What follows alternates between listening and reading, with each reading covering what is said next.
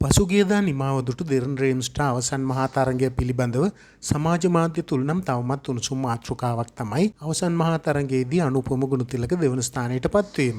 අවසන් මහා තරගයේදී ඩ්‍රීම්ස්ටා කිරුළට ජනතා මනාපය අනුව උරුමකම් කිව්වේ චන්නී මහත්මයා විසින්. නමුත් මේ වනවිටත් අනුපම ගුණතිලකට ආදරය කළ ප්‍රේක්ෂකයන්ට නම් අනුපම ගුණතිලක දෙවන ස්ථානයට පත්වීම අදාහගත නොහැකි සිදුවීමක් ලෙසින් සැලකනවා. දෙරන් රේම්ස්ටා ආරම්භයේ පටන්ම තම දක්ෂතාවයන් ඉතාමත් හොඳින් ඔපමට්ටම් කරගනිමින් ඉදිරියට පැමිණි අනුපම මෙවර ඩ්‍රීම්ස්ටා කිරුළට උරුමකම් කියනු ඇතැයි බොහෝ දෙනා විශ්වාස කළා.